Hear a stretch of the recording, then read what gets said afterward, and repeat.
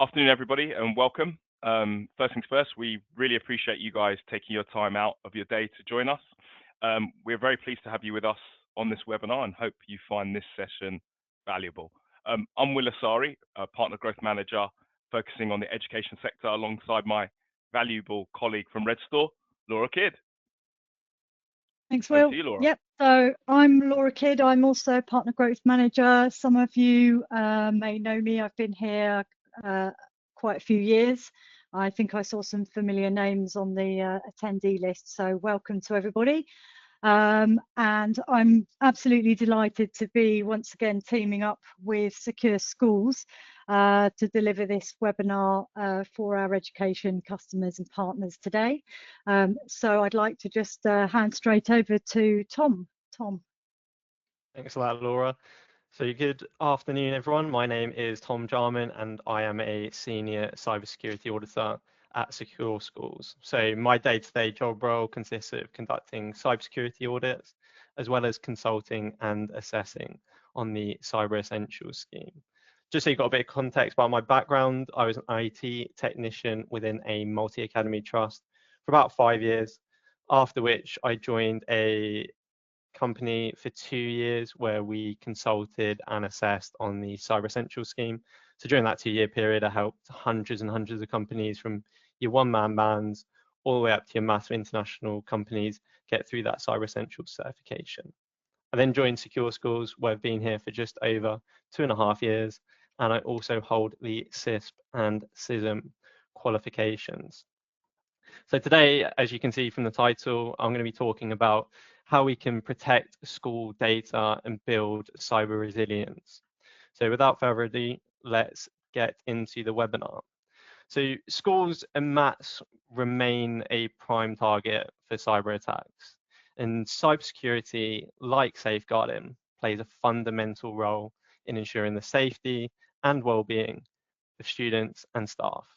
And schools collect and store sensitive data, including students' personal information, safeguarding information, as well as things like medical records. Now, this data is extremely valuable, and cyber criminals often target schools, exploiting potential gaps in security due to limited resources. And these limited resources, they manifest themselves in many different ways, such as limited budget, training, controls, and staffing. And so let's explore some of the stats and data which exemplify this point. So just to let you know, there will be a poll on this slide later on when we talk about the percentage number of secondary schools that identified a breach or attack in the past year. So I'm going to be talking throughout this slide. I'll hold off on then and just give you guys a bit of time to guess the percentage number of secondary schools that identified a breach or attack in the past year. So every year, there's an Academy's consolidated annual report and accounts. And on the 11th of March, 2025, the DoD released this annual report and accounts for the year end 31st of August, 2023. And the biggest takeaways were the number of data breaches and the value of fraud. To give you a bit of context about these numbers that I'm sharing in this slide, there were 184 data breaches in 2021-2022. There was 154 in 2020, 2021, 145 in 2019, 2020, and 177 in 2018, 2019. So you can see the massive jump from the latest recorded year. And these statistics show that there's nearly a rise of 100 data breaches between the 2 latest years that were recorded in that report. And the value of fraud has also gone up. So that's increased by nearly £1 million for academies since the last recorded year, and has risen £1.5 million for local authority controlled schools. So the number of data breaches is going up and the value of fraud is going up as well. So each year, there's a cybersecurity breaches survey of educational institutions, and this includes 2 strands. You've got the quantitative survey and then follow-up qualitative interviews. Now, the quantitative survey of educational institutions comprised a random probability telephone survey that was carried out from August to December in 2024. It included 250 primary schools, 240 secondary schools, 52 further education colleges, and 32 higher education institutions. And there are some interesting findings within this. So they found that 44% of primary schools identified a breach or attack in the past year. Now, I can see the poll for secondary schools. So we've got a few votes for 25%. We've also got a few votes for 33%. But luckily, and the winning number is indeed 60%. So a lot of you are in the right ballpark and you've guessed that bang on. So 60% of secondary schools identified a breach or attack in the past year. And as I go up the kind of education ladder in terms of ages, you can see that that number is increasing. So we're now at 85% of further education colleges. And when we get into higher education institutions, that's 91%. And when we're talking about the education sector being a target, when you look at those stats right there, all types of education institutions that are stated in that report are more likely to have identified cybersecurity breaches or attacks in the last 12 months than the average UK business.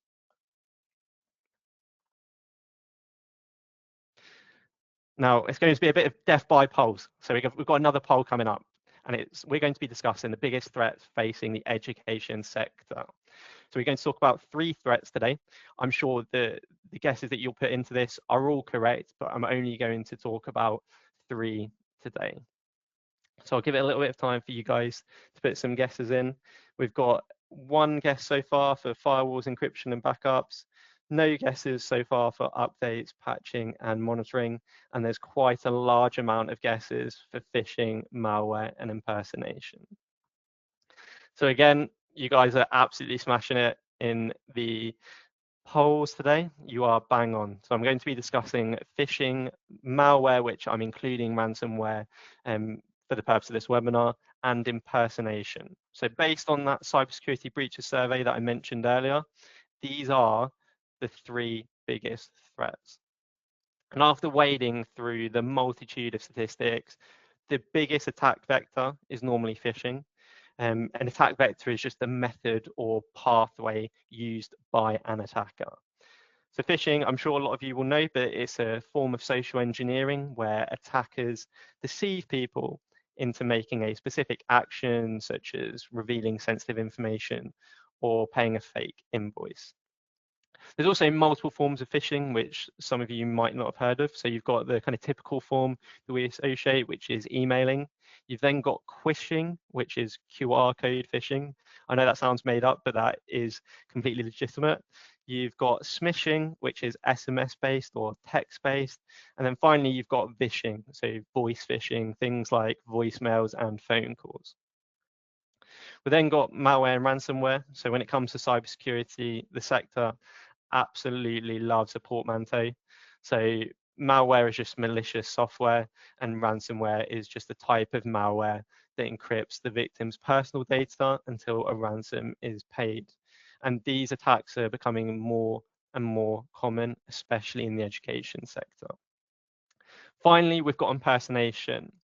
So this is a little bit different because it's more of a tactic, and it's a primary tactic used in social engineering.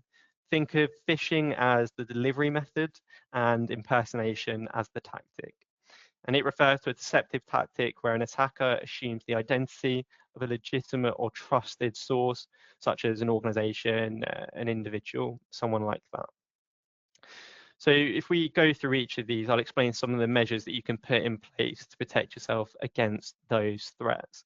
And just bear in mind that these are just a few measures that you can put in place. And the best strategy to have is defense in depth. That's where you have multiple layers of protection that an attacker has to penetrate to gain access. So if we start off with phishing, one of the key things is implementing email authentication methods. So things like DMARC, DKIM, and SPF. So they can be configured to help prevent unauthorized people from sending emails on behalf of an email domain.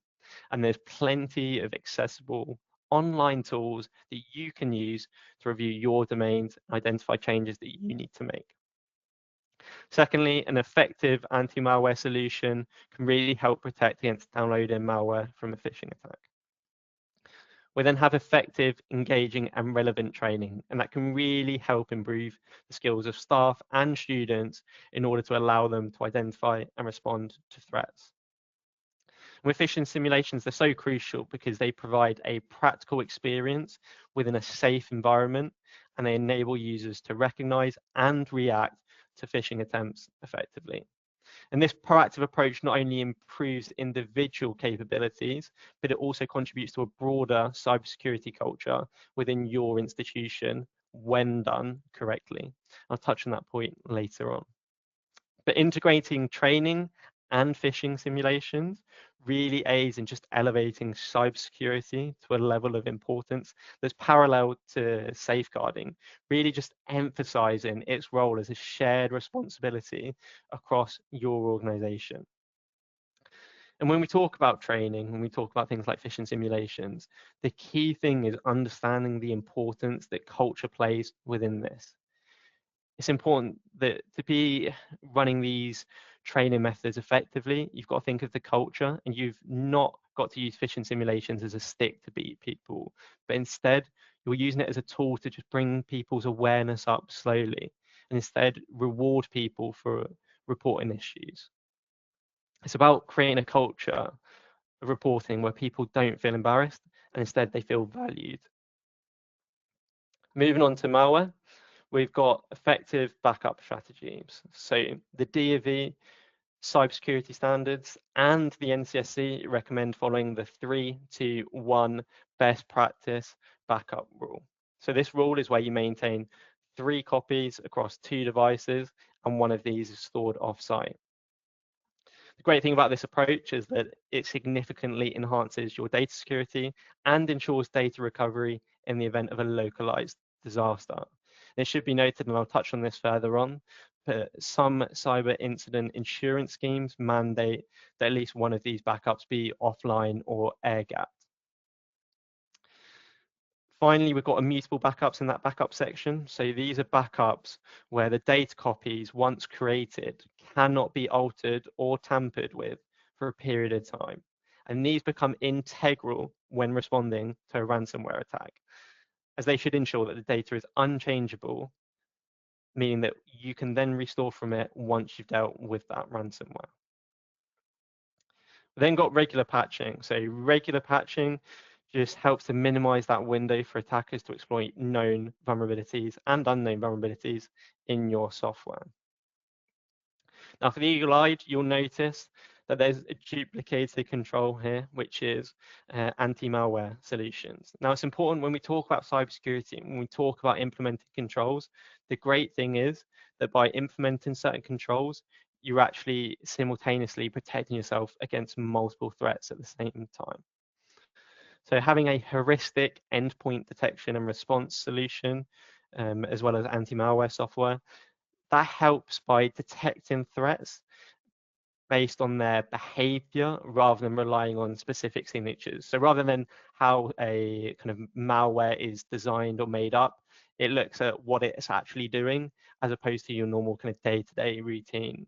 And so again, this becomes integral when we look at things like ransomware, because it should pick up the unusual amount of data that's being encrypted, and it will start on working on responding to that effectively. Now moving on to impersonation. Now the authentication methods that I mentioned earlier in terms of SPF, DKIM and DMARC, they verify sender legitimacy. So they ensure message integrity, and they instruct receiving servers on how to handle emails. And what this helps do is it helps to prevent attackers from sending emails that appear to come from your organization's domain. We've also got strict financial verification procedures when it comes to dealing with impersonation. So an example could be an out-of-band verification, where if a request involves certain things such as maybe changing your bank details, dealing with large payments, or even urgent kind of financial instructions, then it has to be verified through another communication channel rather than, let's say, just emails. You could also have fully audited change processes, which includes an approval workflow, written documentation, and evidence of verification. And again, you can see here the value that training plays by really empowering your staff and students. And I'll talk more about training later on in the webinar. So secure backups and rapid recovery really has a critical role in a resilient cybersecurity strategy. Now, cybersecurity incidents, they can lead to the deletion, the encryption, or the modification of data. By having an effective backup strategy, it allows your organization to restore data to a clean point, ensuring that your organization can recover effectively, efficiently, and minimize downtime. And you can implement measures such as encryption, strong access controls, and immutable backups to ensure that data integrity, like I mentioned earlier, by really protecting your data against any corruption or unauthorized modifications, such as ransomware. Like I mentioned earlier, many insurers, such as the RPA, require conditions and prerequisites to be met in order for your organizations to make claims against your insurance. So it really helps by having this backup and recovery controls in place. It helps you to meet compliance requirements. So if we look at the RPA as an example, they mandate that you must have offline backups in place in order to make successful claims. I'm going to be touching on email protection and cloud security and how that can reduce your cybersecurity risks. So you can see here I've listed the threats and the measures to help combat them. So for threats, we've got phishing, ransomware, and business email compromise. So this is a new term. Now, business email compromise is a type of spear phishing, which involves highly personalized cyber attacks that target specific individuals or organizations. And usually the target individuals have purchasing power or authority within the organization. They then utilize impersonation that we've mentioned earlier to assume the identity of that trusted leader, contact, or organization in order to trick employees into sending money or data. Now, in April last year, Fox reported that a Florida school district had more than $846,000 stolen with this method. And these are the tangible outcomes of these threats. I know I'm giving you a lot of kind of statistics in terms of what makes the education sector a target, but now you can see the tangible outcomes of these threats when they're actualized. And BEC is right near the top in terms of the financial ramifications. So the FBI, they release an annual internet crime report, and in their 2024 edition, there was a staggering $2.7 billion lost from BEC alone, according to complaints reported by victims. That's $2.7 billion. So how do we protect ourselves against these attacks? So let's start with email security. An example of email security is secure email gateways. Now, this is a cybersecurity solution that defends an organization's email system from threats like spam, phishing, malware, and other email attacks. And it's a layer of security between the email infrastructure and the incoming and outgoing email traffic. There are many email protection solutions, but the key is ensuring that whatever solution you have is encrypting, filtering, detecting, and combating these threats. Now, not to sound like a broken record, but again, these email authentication methods are really key when protecting against BEC. If you implement DMARC, which I've mentioned a few times, this really helps to prevent attackers from spoofing your email domain. Now, with MFA, I know you would all have heard of the benefits of MFA, but if attackers get access to credentials, then this really helps add an extra layer of security. And finally, we've got cloud security. So this is more of a holistic term that refers to the technologies, procedures, and policies that protect data, apps, and infrastructure hosted within your cloud environments. And by having robust measures in place to protect your data in the cloud, this means you're applying the same importance that you would to your on-premise infrastructure.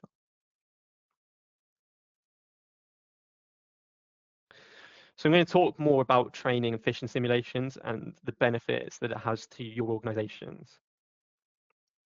Now, when I conduct audits and when I talk to a lot of people as part of my job role, I still frequently hear how our staff do X or our staff do Y, and it's in a very defeatist way. Now, the culture shift has started, but it is still an ongoing process, and we really need to frame people in a different way in relation to cybersecurity. Because when you think about most incidents, a technical control hasn't managed to do its job. And yet when a person is involved within that whole chain of events, they're the one that has the stigma attached. With effective, engaging, regular and relevant training, you can help turn your staff, your students, your governors, your trustees, whoever it might be, into a layer of defense. And by increasing their skills and their knowledge, they can recognize and respond to these threats effectively in order to prevent them entirely or significantly mitigate their impact. Now, phishing simulations, as I've mentioned before, they provide a safe and controlled environment. They offer invaluable hands-on experience, and they reinforce theoretical training through practical engagement, and when conducted ethically, can contribute to the development of a security conscious culture across your organization. And it's important that you look at training in an ethical manner, because that ensures that not only are you doing it right and your staff, your students, whoever it might be, are on board, but you're getting the biggest benefits from it. So something on that, for example, is if you're providing training and it's regular, then you can start to use phishing simulations to really provide that engaging training, rather than, let's say, not provide any training at all and then just almost testing people with phishing simulations. You've then got to analyze, what are you testing? Because people might not necessarily have that baseline because your organization hasn't provided it to them. So it's about doing it in the right manner. Finally, context matters. And this is truly crucial, because with the huge acceleration in AI advancements and the accessibility of AI, context becomes paramount. So the threats that I mentioned right near the beginning are becoming more and more advanced, and they're also becoming more frequent. And one of the key reasons is due to AI. So let's take large language models as an example. So you've got Gemini, Claude, and ChatGPT as an example. And then let's match that with BEC. So if an attacker can intercept an organization's communications, then they can use AI to carefully tailor an email that mimics the writing style in order to make a phishing email more convincing. So if that email comes from the right person and it looks legitimate, then almost the only thing you've got left is the context, and that's why it's integral. Let's just say you've paid an invoice, for example, and your supplier is asking you to send another payment, and that's a big red flag. And it also exemplifies why something like supply chain security is important. Because what's becoming more and more frequent is that attackers are successfully targeting suppliers, and then they use that access to attack their customers. And like I said before, if it's coming from a legitimate email, if it looks legitimate, then the only thing you've got left then to rely on and think about is the context. So let's talk about Cyber Essentials, which I'm sure some of you, or even most of you, will be aware of. So Cyber Essentials is an effective government-backed scheme that will help you to protect your organization, whatever its size, against a whole range of the most common cyber attacks. And Cyber Essentials is a set of basic technical controls that organizations should have in place to protect themselves against common online security threats. It's an independent, point in time, verified self-assessment. And with Cyber Essentials, it consistently grows and evolves to keep up to date with the ever kind of growing cybersecurity landscape. It's a yearly certification, and you've got two levels of certification. You've got Cyber Essentials, some people refer to it as the basic. Don't see that as derogatory. It's an amazing certification to have in place. And you've also got Cyber Essentials Plus, which is like a technical verification or a technical audit of what you've stated within your Cyber Essentials certification. And Cyber Essentials has a huge amount of benefits that really do reduce risk. One of these is that you can be eligible for the cyber liability insurance that comes with the scheme.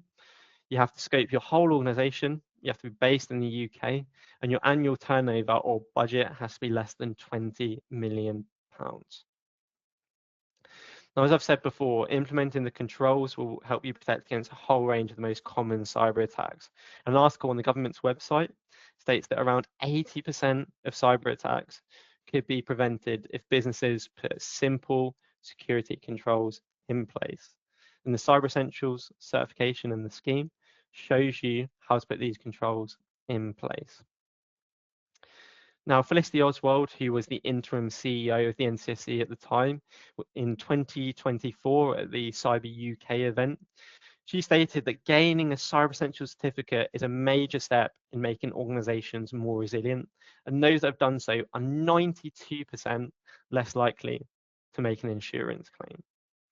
Now, a lot of people that I talk to about certain schemes like Cyber Essentials, they say that being accredited makes them a target. Now, when we look at the quantitative data, that shows the complete opposite. And like I said, it's those 92% less likely to make an insurance claim and protect around 80% of the common cyber attacks that you face. There's also some kind of government contracts that require CE certifications. And also, I'm seeing a really great move within education where some providers are requiring their supply chain. So I mentioned supply chain security earlier. They're actually requiring their supply chain to have CE certification, which is a great step in the right direction. If you know your supply chain is holding themselves to a certain standard that's well received and well respected within the cybersecurity sector, it means that it's providing you with some sort of assurance that they take security seriously, and it helps to reduce that risk that suppliers can have to your organization. And by holding a CE certification yourselves, it then gives you more validity to then require that from your suppliers.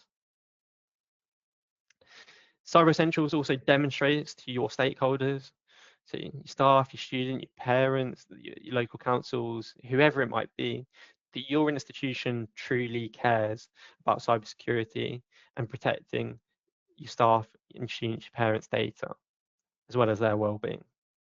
And it helps give you a clear picture of your cybersecurity posture by going through a sort of cybersecurity assessment. Now, when it comes to Cyber Essentials, there are some upcoming changes in April, specifically regarding multi-factor authentication, that as currently stated in those requirements, they will make it very difficult for educational institutions to achieve. However, you can download free question sets and free requirements from IASME, and you can work towards compliance with the scheme without ever having to certify. And so if you can't achieve compliance because of these updated requirements, then what you still can do is use the standard as a great benchmark and implement measures that will align with the standard, but simultaneously improve your cybersecurity. So it can really help to create almost like a gap analysis and a roadmap in improving your cybersecurity, even if you can't certify to the scheme. Now, I've spoken about a few measures and threats that you may face and controls that you can put in place. And I'm just going to run through 5 actionable next steps that you can take. So you can enable MFA across your supported systems. You can verify and test your backup strategy. So think about that 3-2-1 and think about really testing your backups to ensure they work. You can implement your email authentication standards. Again, I'm being a broken record, but there's some really great measures that you can implement easily that are really effective. And you can also review your email security controls alongside that. Introduce strict financial verification procedures that I mentioned. So your out-of-band channels and your kind of strict change control processes. And then finally, review your training strategy. Now, these are just some of the kind of next steps that you can follow. there will be a cyber resilience checklist associated with this webinar that you can use to kind of tick off a few bits that will help to improve your resilience and your cybersecurity posture. Now, before we jump into the Q&A and discuss and hopefully answer some of the questions you may have, I'm going to hand over to Laura and Will to discuss a few points.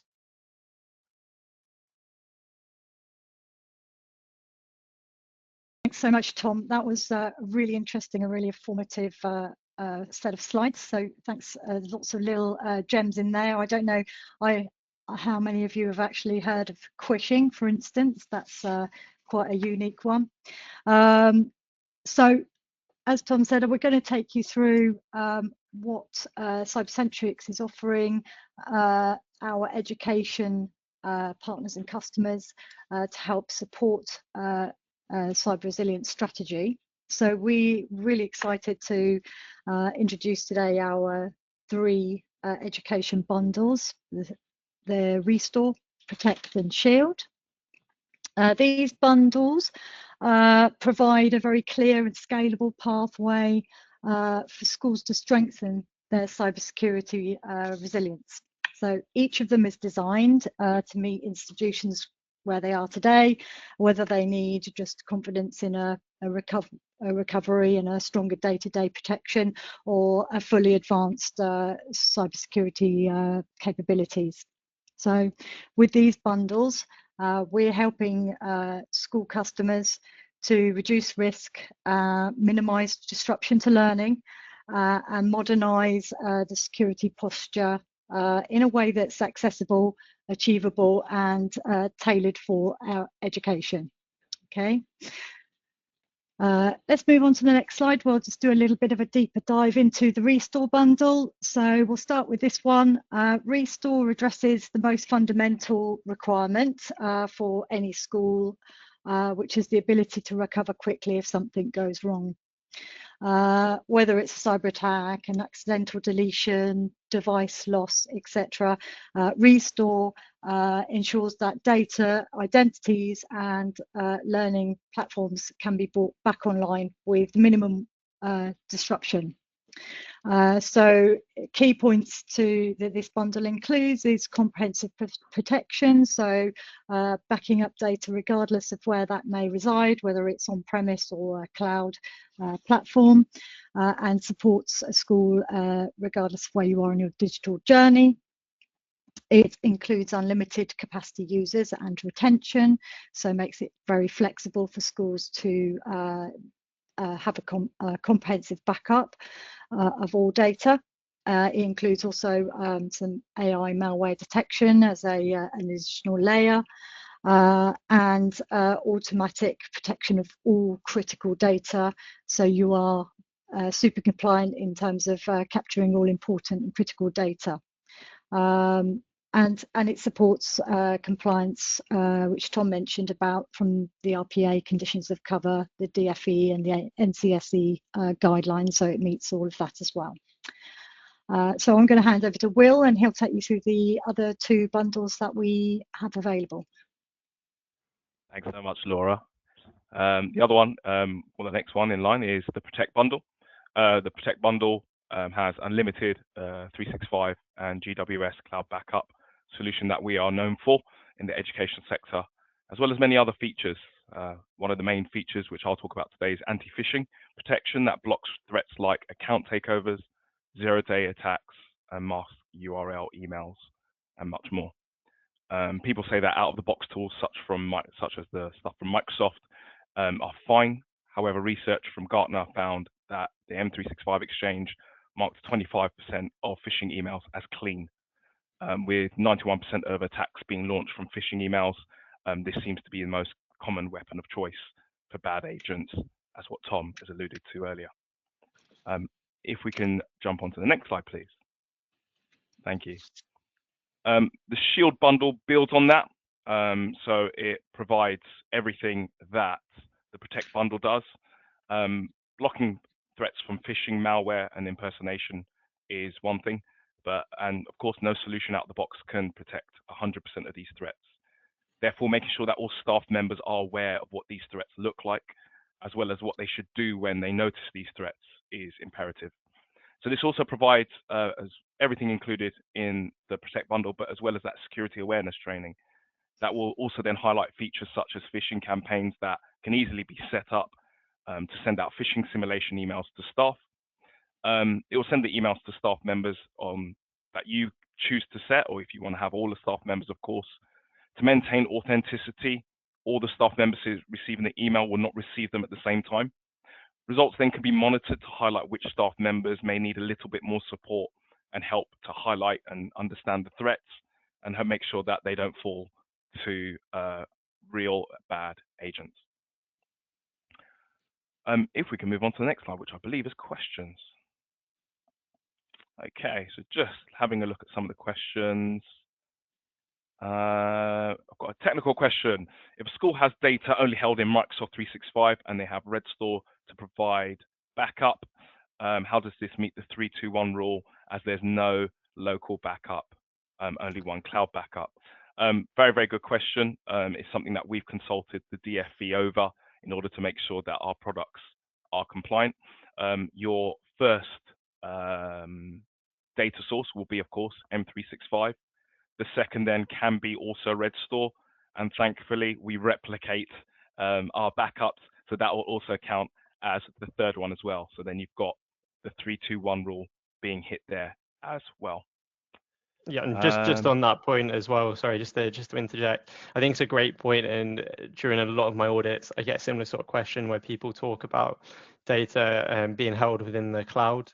And I think when it comes to the 3-2-1 rule, it's like you mentioned, there it's great to see providers offering that 3-2-1 and then providing that assurance to people saying, look, here's what we do with your data. Because just to touch on this point, when we talk about cybersecurity, there's two things to look at. There's the accountability and responsibility. And these are two different things. So as an educational institution, you are accountable for the data that you hold and the cybersecurity measures you put in place.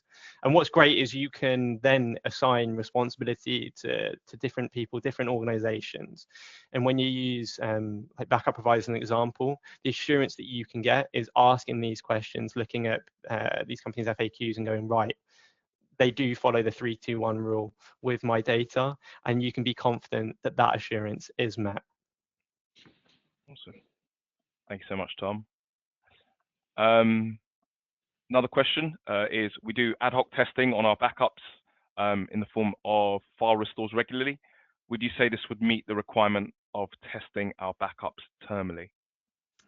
So what I'd say on that point is doing ad hoc testing is a great measure in place, but it wouldn't necessarily meet the kind of full requirement of testing your backups terminally.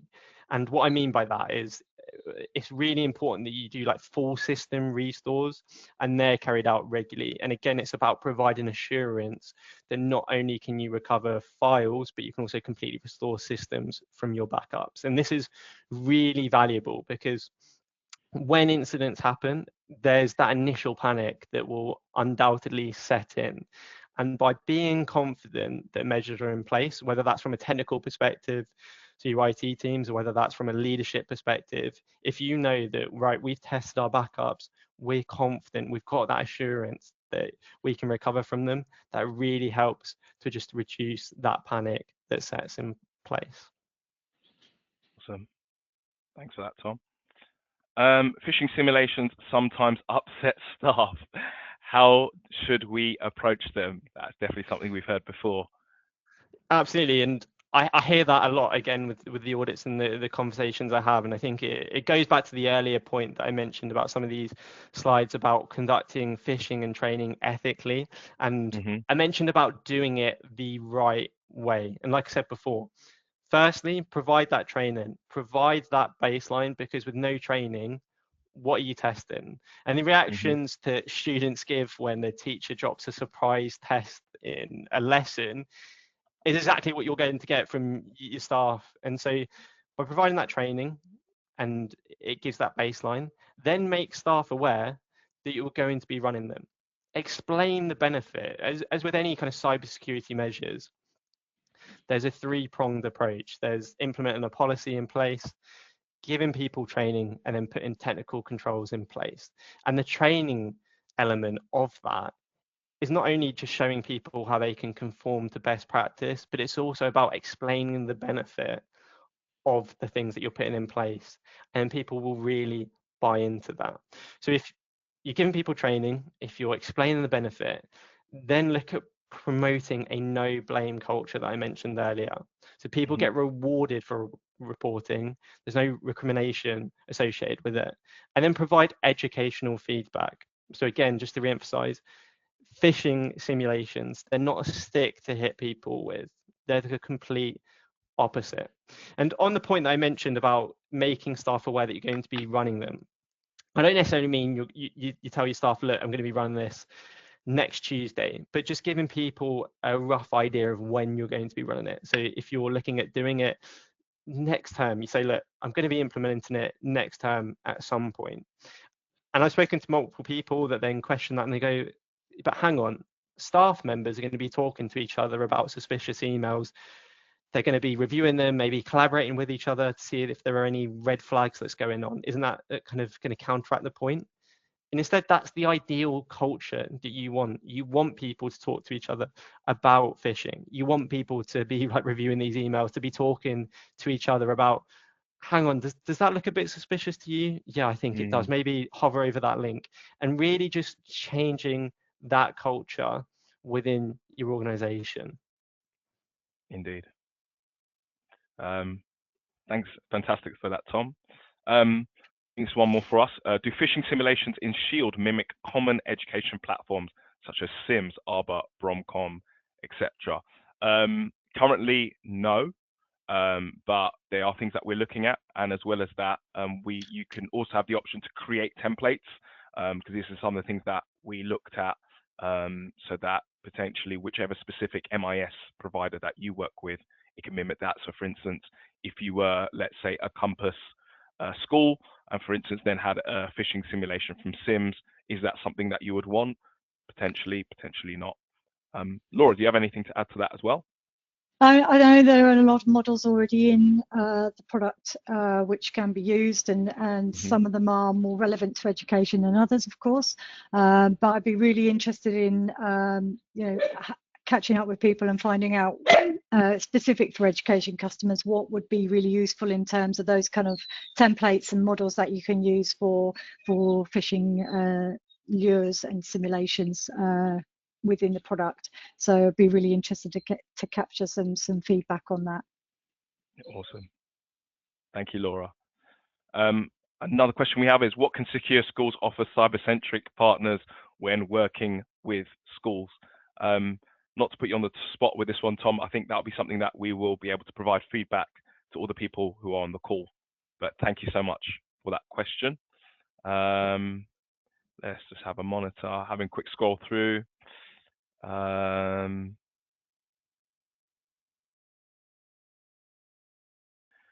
Where should we prioritize MFA if we can't roll it out everywhere at once?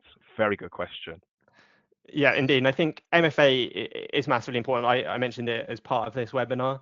And to be honest, literally every single audit that I conduct, every single conversation I have when I consult and assess on the Cyber Essentials scheme, and have done it in my past roles, MFA is always a massive talking point. And within education, it's so nuanced, especially because of students. I mean, there's a lot of kind of organizations that just deal within the private sector, and there's a lot of cyber security certifications that don't necessarily take kind of education into account.